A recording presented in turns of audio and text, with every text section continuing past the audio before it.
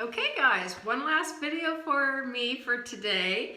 I'm going to show you how to wet distress, and the reason I'm doing that right now is because I just finished the second coat of this piece about 10 minutes ago, and it's maybe 15 minutes ago, and it's on its way to being dry, becoming dry.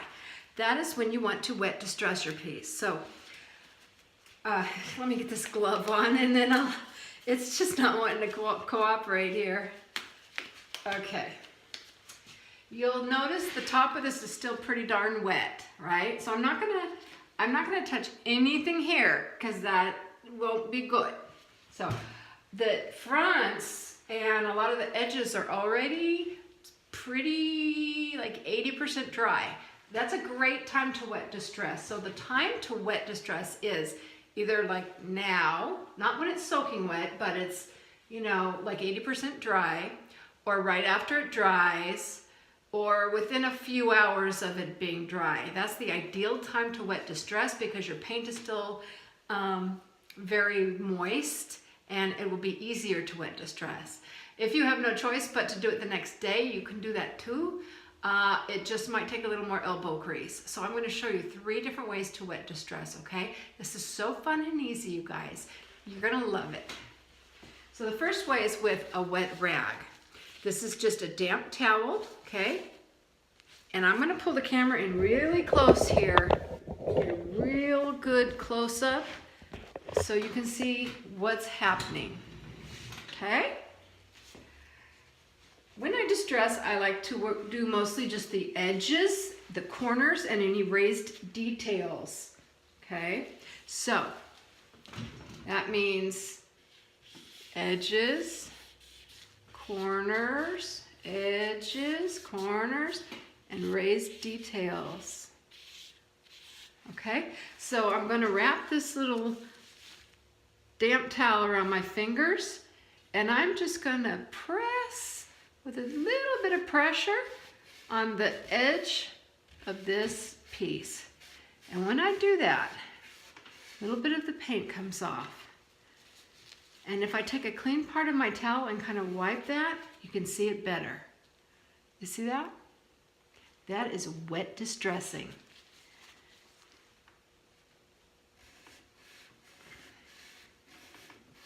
Now you want to be careful because you can accidentally take a lot of paint off doing this. So go easy first and see how it's acting. Sometimes, like, it's actually being a little bit stubborn here. It's really durable paint. So in that case, just rub a little harder. Use a clean part of the towel to kind of wipe it off and see where you are. Get an idea. Okay, keep going. Edges and corners. And then you can do as little or as much as you want, okay, as far as the amount of distressing that you choose to do. It's up to you. I just want kind of a little bit on this piece. I don't want a lot on this piece.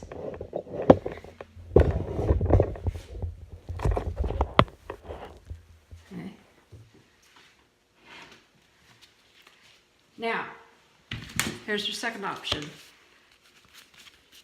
A cleaning wipe. This is fun. Pull one of these bad boys out. Wrap it around your fingers.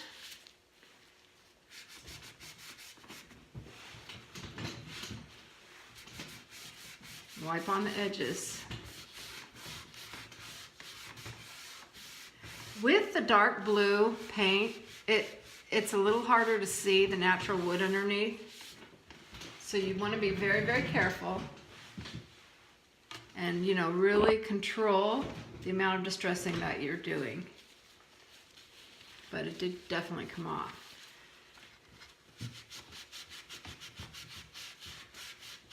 I want to hit this bottom part too a little bit so all the distressing isn't just on that top bump. Okay, now I see a drip in my paint. I don't know if you can see there, and I'm just going to catch that with this real quick. Very nice. And one over here too. All right, so I actually kind of prefer the rags because they have a little texture to them, and I feel like they just kind of work better. But you could definitely use the wet wipes to save money. You don't want to use, you know, your rags. Okay, now I'm going to show you third way. This is a sanding sponge. It's got sanding on one side and a soft spongy part on the other. This is great when your piece is a little dry, or if it's just resisting the distressing, if it's being stubborn, or if you just let it dry too long. This is going to help things along. So use the scrubby side first, and it's gonna take that paint off fast. Then turn it over and use the squishy sponge side and just kind of wipe it off a little. And then you can see where you are.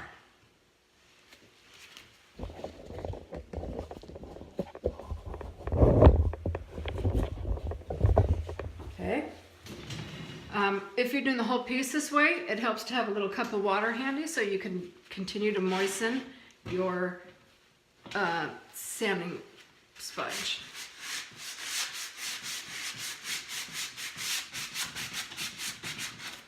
Turn it over and you kind of wipe it off, and then you can see where you are. So this is a really awesome, easy way to distress your piece. The only downfall is it's kind of easy to accidentally take too much off. And so I'm going to show you sandpaper distressing, my next lesson, and that gives you a little bit more control. But it's the wetness that's really doing the work here. The wetness is carefully removing some of that paint. See that? Okay. So you would just go around your whole piece and do all the edges and the corners that you want to do. Now, if you really want a shabby, really heavily distressed look, you can do the flat parts, but that's not really a beginner kind of thing. I would suggest, if you're new, do the edges, the corners, the raised detail areas at first, okay? And then work your way toward distressing the flat parts. If you do distress the flat parts, wet distressing is absolutely the best technique. It looks the most natural as opposed to the sandpaper distressing that we're going to do tomorrow. Okay, so wet distressing is great when you want it's quick and easy, or if you want a really extra distressed look that looks more natural, then you can do some of the flat parts with the wet distressing. It's going to look a little bit more natural. But I'm not going to go into that right now because I want to keep it easy for you. I want to keep it basic and beginner level, okay? So this takes this piece to the next level altogether, this beautiful distressing.